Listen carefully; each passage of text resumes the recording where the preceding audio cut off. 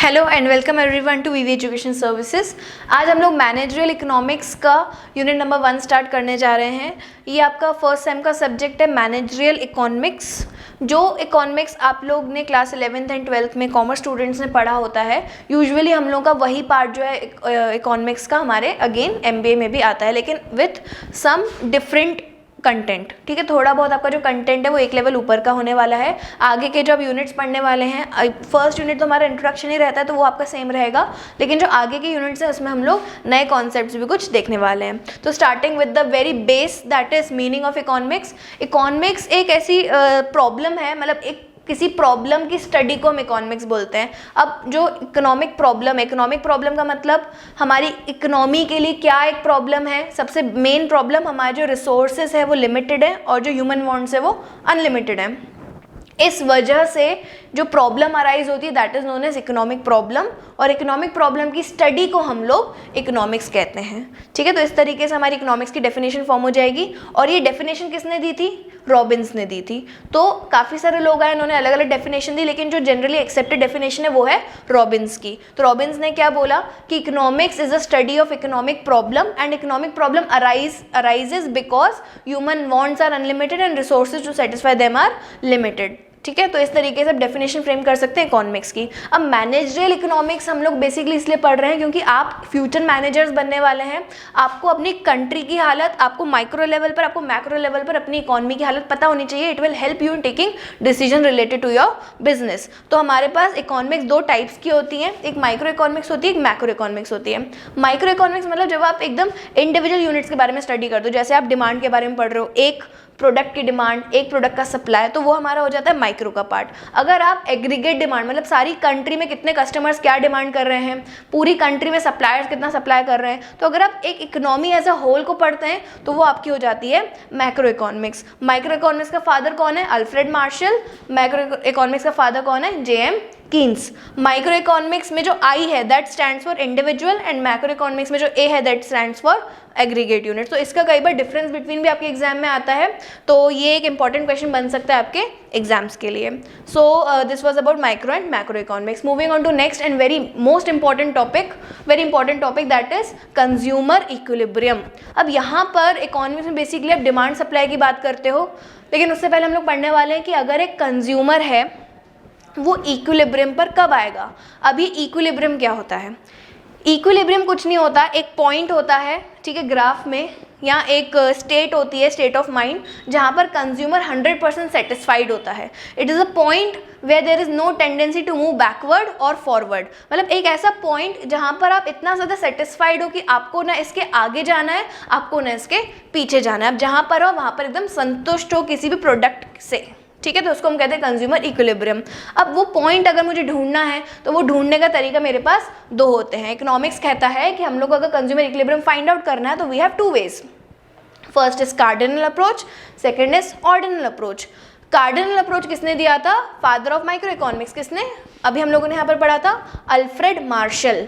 Alfred Marshall क्या कहते हैं कि कार्डिनल अप्रोच के हिसाब से हम लोगों का जो सेटिस्फैक्शन है, कोई भी प्रोडक्ट आप कंज्यूम करो, जैसे मैं ये माइक यूज़ कर रही हूँ, ठीक है, मैं अगर ये माइक यूज़ कर रही हूँ, मुझे सेटिस्फैक्शन मिल रहा है कि हाँ मेरी आवाज़ आप तक बहुत ही क्लियरली पहुँच पा रही है, तो मैं वहाँ पर सेटिस्फाइड हूँ। तो अल्फ्रेड मार्शल क्या कहते हैं कि आपको जो सेटिस्फैक्शन लेवल है, किसी भी कंज्यूमर का जो सेटिस्फैक्शन लेवल है, वो हम लोग मेजर कर सकते हैं कि मैं ये माइक को यूज़ करके कितनी सेटिस्फाइड हूँ, 10, 20, 100, 1000 कितना। तो अल्फ्रेड मार्शल के हिसाब से हम लोग यूटिलिटी हम लोग, अब देखो यहाँ पे टेक्निकल वर्ड्स आएंगे थोड़े से, हमारा जो सेटिस्फैक्शन होता है ना उसको हम लोग इकोनॉमिक्स की लैंग्वेज में कहते हैं यूटिलिटी।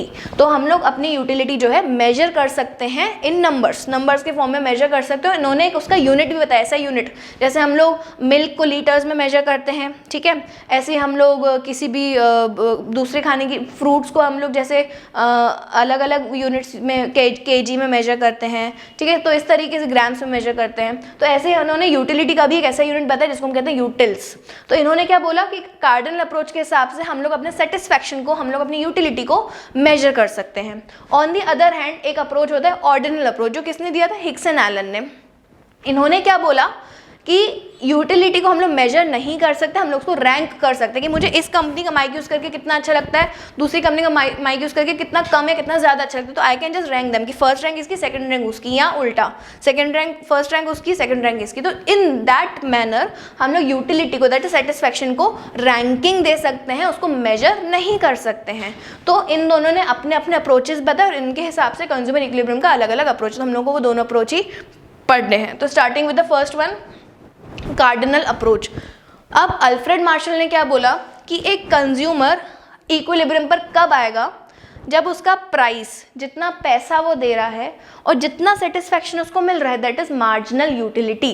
तो जहाँ पर मार्जिनल यूटिलिटी और प्राइस बराबर हो जाता है, वो हमारा पॉइंट हो जाता है कंज्यूमर इक्विलिब्रियम का। तो ये हम दिख रहा है आप लोगों को यहाँ पे पॉइंट ऑफ कंज्यूमर इक्विलिब्रियम। ये हम लोगों ने बनाया है मार्जिनल यूटिलिटी और ये हमने बनाया है प्राइस को हम लोगों ने यहाँ पे एज्यूम किया है कि वो कांस्टेंट है, लेकिन एमयू हमारा कम होता जाता है। अभी एमयू का मैं आपको थोड़ा सा और कॉन्सेप्ट बताना चाहूँगी। यहाँ पर हमारी जो यूटिलिटी होती है, जो सेटिस्फैक्शन होता है, वो हम लोग का दो टाइप का होता है। एक होता है टोटल यूटिलिटी, एक होता है मार्जिनल यूटिलिटी। टोटल का मतलब क्या होता है कि मैंने समझो एक चॉकलेट खाया, मुझे उसमें से 20 यूटिलिटी मिली, 20 सेटिस्फैक्शंस मिले, ठीक है।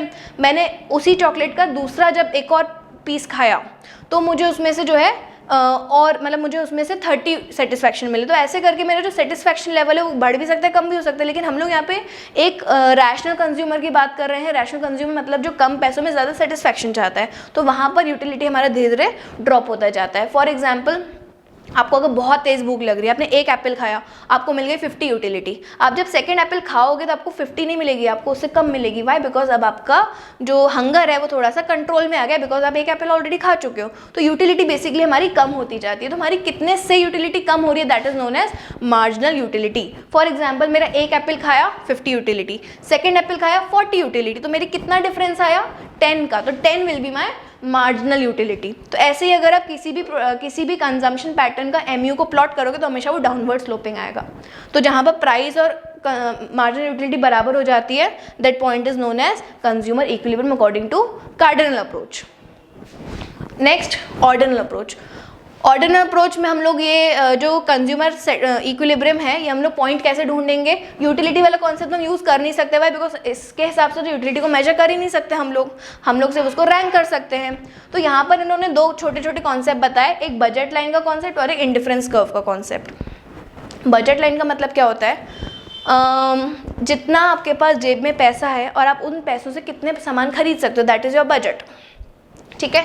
तो बेसिकली यहाँ पर हिक्सन एलन ने क्या बोला कि आप सेटिस्फाई कब होगे, जब आपकी अफोर्डेबिलिटी या जो चीज़ आप खरीद सकते हो, आपके पास जितना पैसा है, आपकी जो अफोर्डेबिलिटी है, ठीक है, वो अगर मैच कर जाए आपकी विलिंगनेस से। विलिंगनेस और अफोर्डेबिलिटी जब मैच कर जाए, जैसे अगर आपको एक कार खरीदनी है, ठीक है, आपके पास है जेब में समझो 8 लाख रुपए हैं, ठीक है। तो 8 लाख में जो कार आ पाएगी उसको खरीदने की अगर आपकी इच्छा है और आपके पास उतने पैसे भी हैं, तो आप वहाँ पर इक्विलिब्रियम पर आ जाओगे।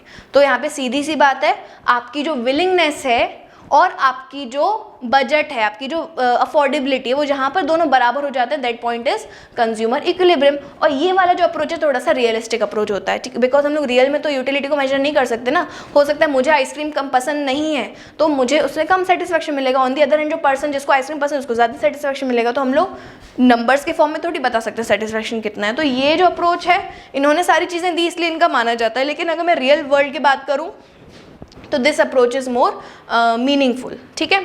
तो यहाँ पे इन्होंने क्या बताया, बजट लाइन और इंडिफरेंस कर्व जहाँ पे टेंजेंट हो जाते हैं। अभी बजट लाइन और इंडिफरेंस कर्व क्या है, जो अफोर्डेबिलिटी वाला पॉइंट हम लोगों ने अभी पढ़ा वो कौन दिखाता है, बजट लाइन, जो ये बनी हुई है, ये ऐसे आपको लाइन दिख रही होगी यहाँ पर, वो आपकी बजट लाइन है। इंडिफरेंस कर्व क्या बताता है, विलिंगनेस बताता है। जैसे अगर मैं बात करती हूँ मोबाइल फ़ोन की बात करती हूँ, तो मोबाइल फ़ोन में जैसे जैसे विलिंगनेस बढ़ती जाएगी, जैसे ये हमारा समझो कीपैड वाला मोबाइल हो गया, फिर ये आपका हो गया 4000 वाला मोबाइल, ये हो गया आपका 8000 वाला मोबाइल, ये हो गया आपका 10,000 वाला मोबाइल, उसके ऊपर आ जाएगा आपको 40-50,000 का मोबाइल। तो ऐसे करके इंडिफरेंस कर्व जो है ज़्यादा सेटिस्फैक्शन आपको देते जाते हैं। अब आप कर्व्स तो कितने बना लो, विलिंगनेस तो अपन ह्यूमन बींग्स है, हमें हमेशा महंगी चीज़ ही चाहिए ना। अगर आज आपके पास 4000 का फ़ोन है, अगला फ़ोन 3000 का थोड़ी लोगे, आप उससे और एक लेवल ऊपर ही जाओगे। तो हमारी जो विलिंगनेस है वो हमेशा बढ़ती जाती है। तो हमारा इंडिफरेंस कर्व हमेशा इसलिए अपवर्ड मूविंग रहता है। लेकिन हर जगह तो आपके बजट लाइन नहीं फॉल कर सकती। तो जहाँ पर आपकी बजट लाइन फॉल करे, that point is your consumer equilibrium. जैसे फॉर एग्जाम्पल मेरा बजट 8 लाख का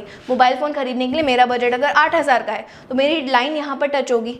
अगर कोई मुझसे अमीर इंसान फ़ोन खरीदेगा तो उसकी लाइन यहाँ पर टच होगी। तो कर्व्स तो आप कितने बना लो, लेकिन बजट लाइन जहाँ पर टेंजेंट होगी, that point is your consumer equilibrium point. Clear? So I hope these two concepts are clear. ये टॉपिक बहुत ज़्यादा इंपॉर्टेंट है, आप इसको थोड़ा और अच्छे से बुक से एक बार रीडिंग कर लीजिएगा। Thank you for watching the video.